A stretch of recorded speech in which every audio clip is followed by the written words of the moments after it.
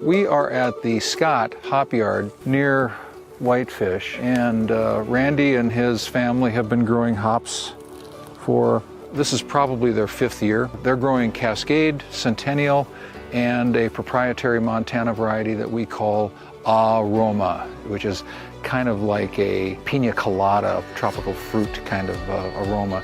This one here that I just smelled, this is Cascade. It's very citrusy, kind of almost a fresh grapefruit that's sweet, almost like a ruby red grapefruit. It's really awesome. And these are probably 2 weeks away from harvest, and so the aroma is very, very good. And we're going to be putting all of this into Hopzoil, which is our proprietary essential oil that we use for brewers, and this may get shipped around the world. Oh, wow, these are just about ripe. They're fantastic smelling. The yellow stuff that you see in there is actually called lupulin resin, and that's where all the magic happens in hops. There's probably, they say, as many as 1,000 different chemical compounds that are contained in this lupulin resin. Probably the most used and most famous are the alpha acids that create bittering for beer, the beta acids that produce the preservative action, and the fantastic oils that give it the smell. So the oils are comprised of terpenes, and that is what we capture through steam distillation at harvest time.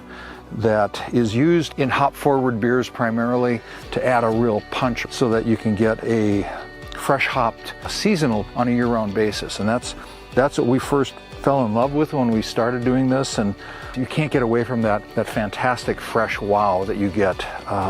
Boy, this smells good. I wish you could smell it.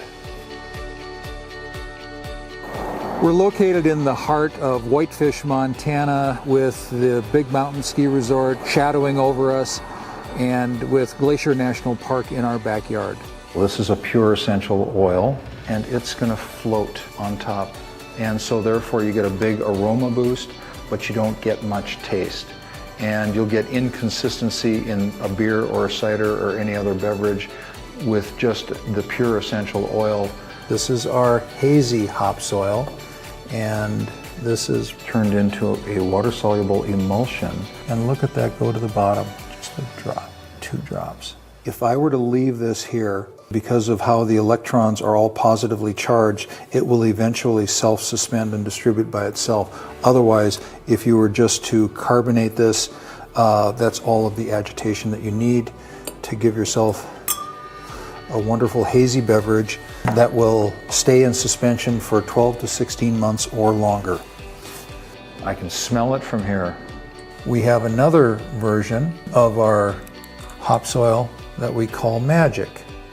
Now this is different. This is much more concentrated. All I'm doing is I'm putting a wet toothpick in there, and if this was pure oil, it would mostly float on the top. But this is actually going into the water so that it not only has both aroma, but it has flavor. A little bit of this oil goes a long, long ways. I've been a commercial brewer for 14 years, and when I had the opportunity to meet with Tom, he did the test for me, and the wonderful aroma test. It's wonderful, absolutely wonderful. It was because of that taste test that got me interested and here to be a part of his great company. I'm super excited. As a brewer, this stuff is the stuff, man. I'm telling you, it's great. Cheers.